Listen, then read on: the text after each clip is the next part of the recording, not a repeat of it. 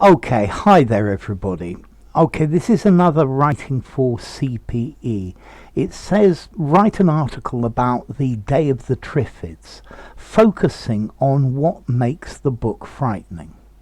This article was written by Roland Simon. Okay, I consider The Day of the Triffids by John Wyndham a terrifying book. I am going to explain why, and I'm going to delve into this issue.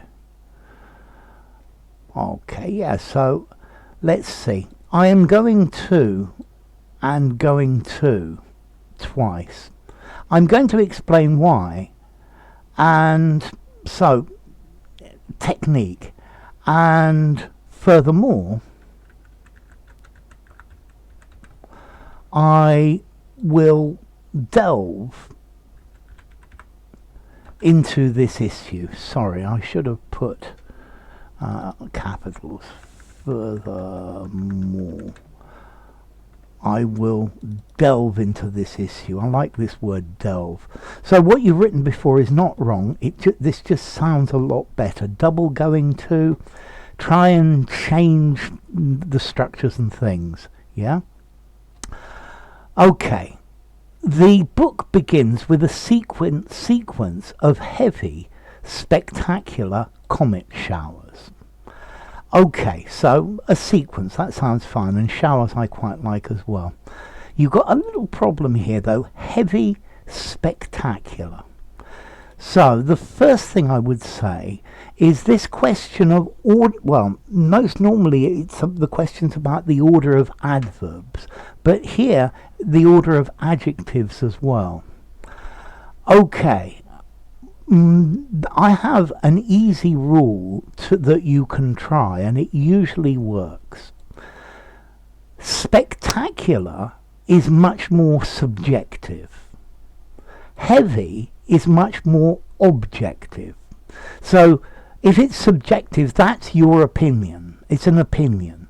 Whereas something that's subjective is more easy to quantify. And normally we put the subjective things before the objective things. So the book begins with a sequence of spectacular heavy comet showers, and now the word order works. There's another way out of this problem. You just add the word and.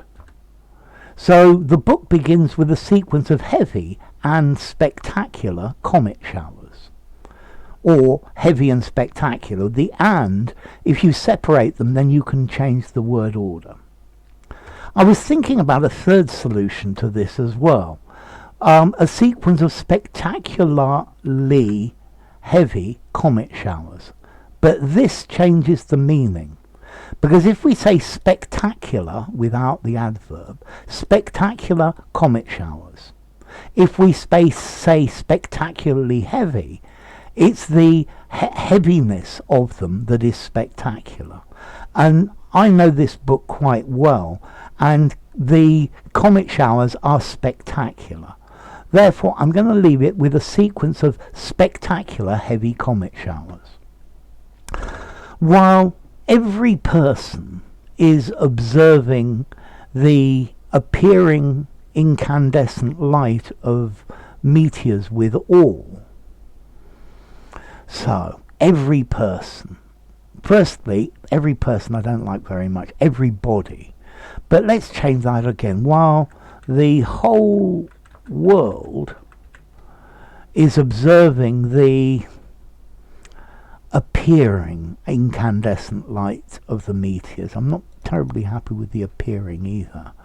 So let me give it a good adverb.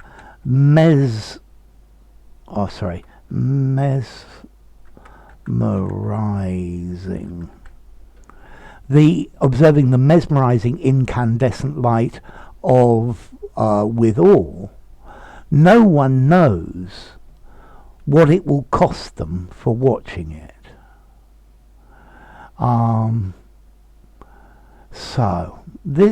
No one knows what it will cost for them watching it. here it's a bit clumsy again. It could be, so no one knows, so no one yet knows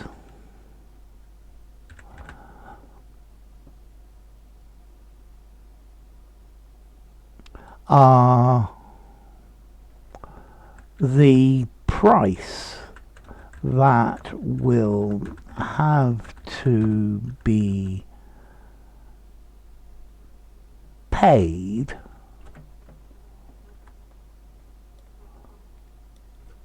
for watching them. Them is better because also notice you've got comet showers. Okay, no, and then maybe we'll put a however here. However, there. While the whole world is observing the mesmerizing incandescent light of the meteors, withal, no, I can't put a while, I can't put a however here. While the whole world is observing the mesmerizing incandescent light of the meteors withal, no one yet knows the price that will have to be paid for watching them. The main character, Bill Mason, is lying on the hospital bed.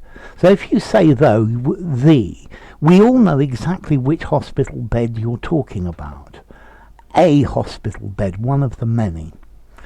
Now my next question is he lying on the bed or in the bed? Both are possible. If he's in the bed, he is in between the sheets. If he's on the bed, he's on top of the blankets. So I think you probably mean in. In is more normal, but on is perfectly possible. So, a bandage covering his eyes because he has just been undergone an operation. No, he has just undergone an operation. And we want to join these two sentences together. So the main character, Bill Mason, is lying in a hospital bed during that time. At that time, comma, with a bandage covering his eyes because he's just undergone an operation. And there we got a nice long sentence, which reads very nicely. He has been waiting impatiently for a nurse who attends him, for a nurse who attends, okay, he has been waiting impatiently for a nurse who attends to check him. Okay, so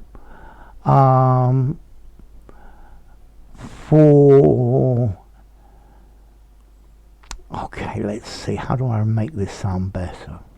Okay, he's been waiting impatiently for a nurse who attends him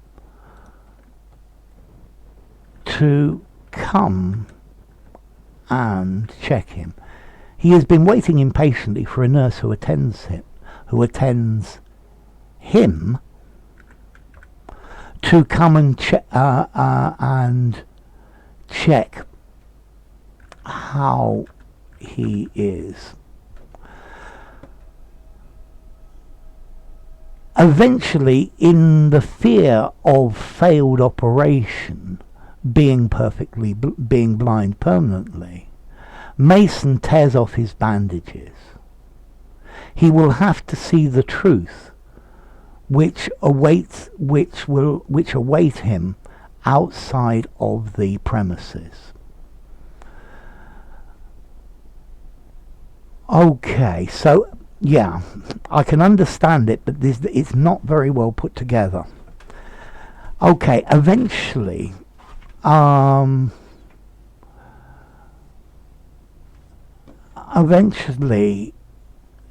in the fear of, eventually fearing that his operation has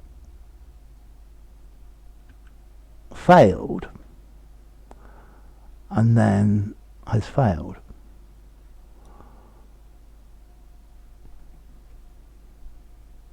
And the way to do this with these two, being permanently blind, I think I would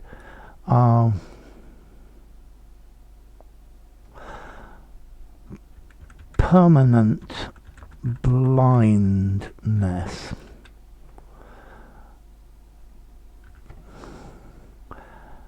Eventually, fearing that his operation has failed,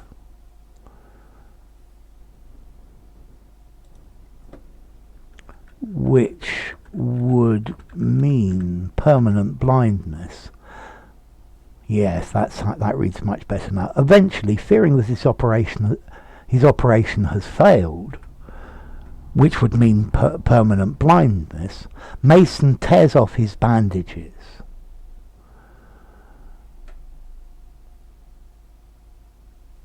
Okay, he will have to see the truth which await him outside of the premises. Normally premises are commercial as well. How do we improve this?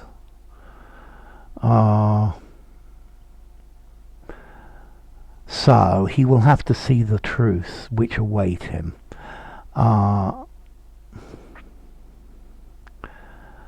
So let's see. Well, he will have to. Now he will see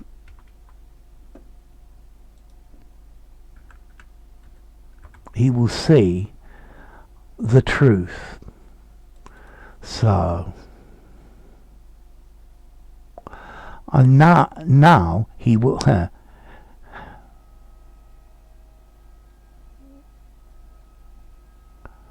okay, he will see the truth. He will see the,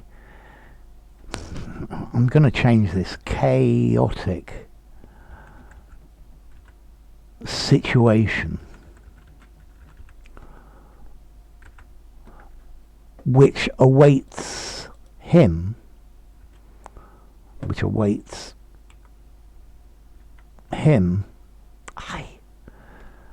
dear, TS, which awaits him outside, I would say, the hospital. I'm going to say the hospital grounds, but it's not actually true because there's absolute mayhem in the hospital itself.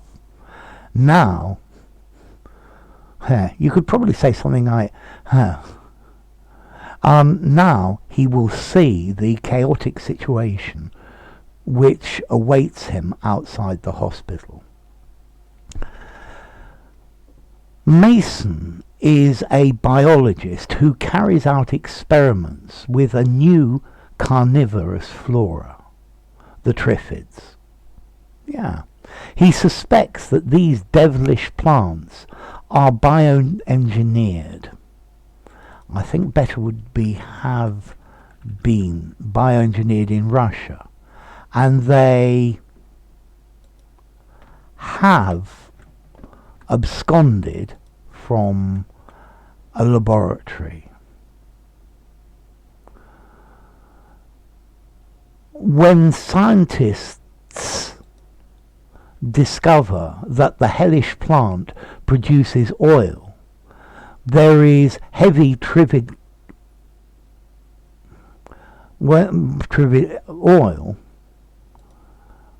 there is, heavy Trifid cultivation begins all around the world. Heavy, intensive. Sounds better. Intensive Trifid cultivation begins all around the world.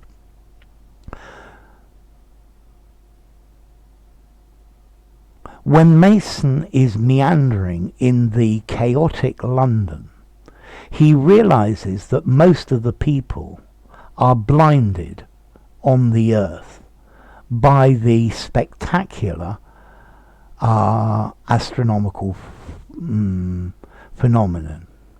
So probably better than when, because you've got a present continuous. While Mason is meandering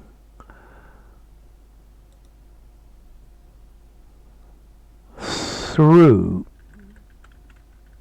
the chaotic London, he realizes that most of the people on Earth have been blinded. So most of the people on Earth have been blinded by the spectacular astronomical phenomenon. So I used chaos earlier for the chaotic situation. Let me give you a different word to use then.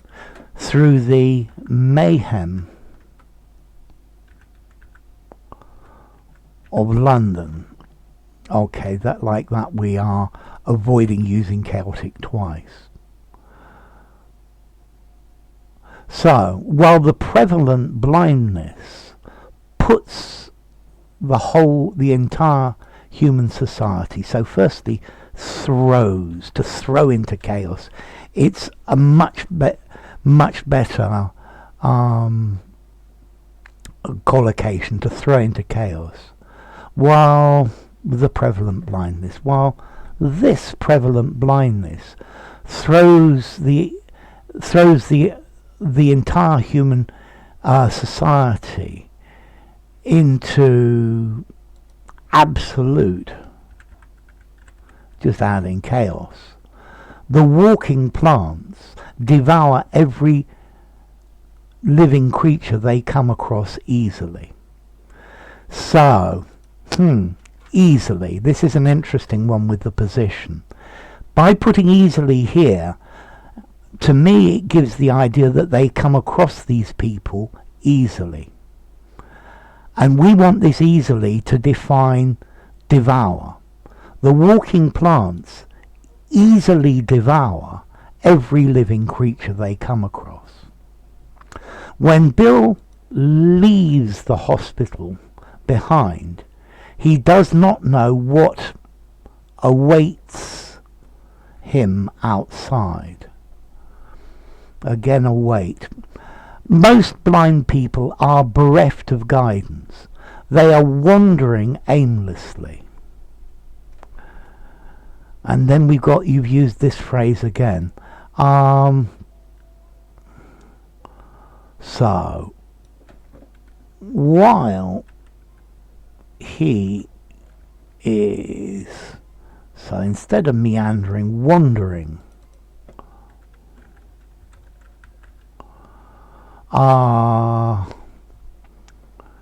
in the chaotic London,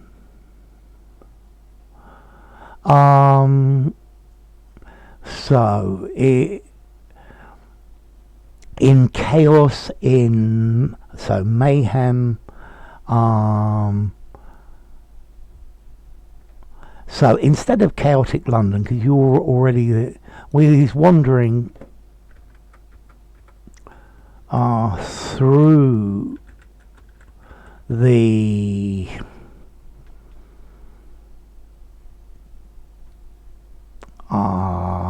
chaos, through the mayhem, through the destruction, through the pandemonium.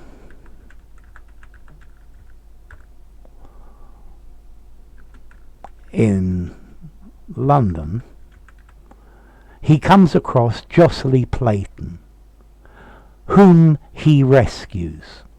Whom is the object? Whom he rescues. Whom he rescues. He is gradually enamored with her.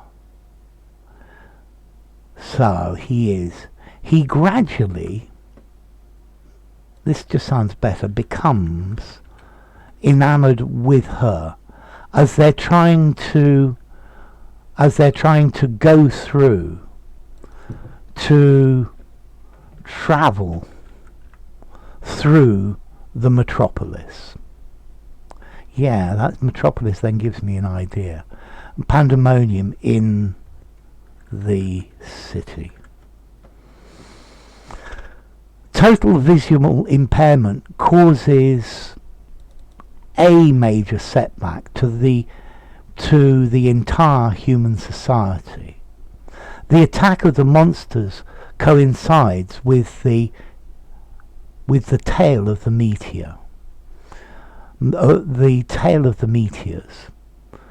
So let's see, a meteor has a tail.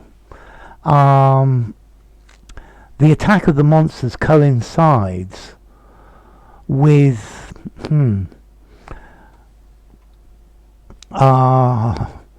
so the tail of the meteors. I'm trying with the attack of the monsters coincides with the meteor shower, with the because it's the tail of of a comet.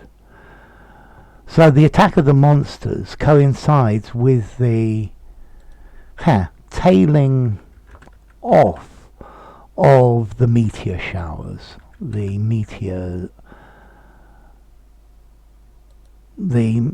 tailing off of the meteors. Apparently the Triffids merely take advantage of the situation.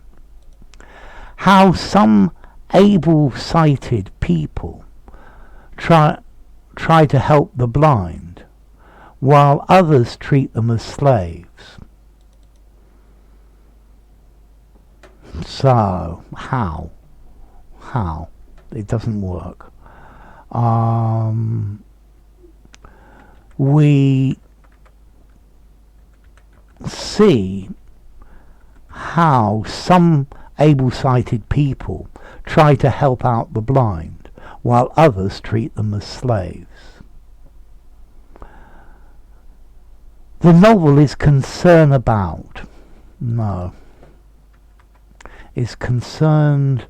with how communities are formed during the calamitous days.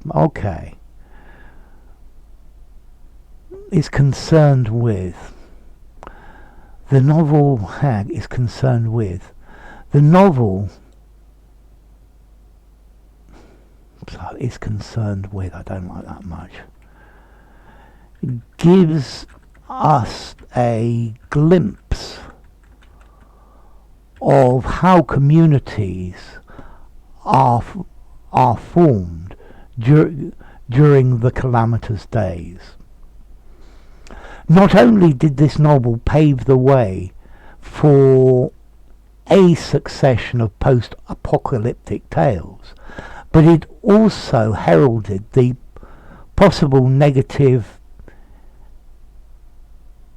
effects of bioengineering and genetically modified crops. So let's take out future bioengineering.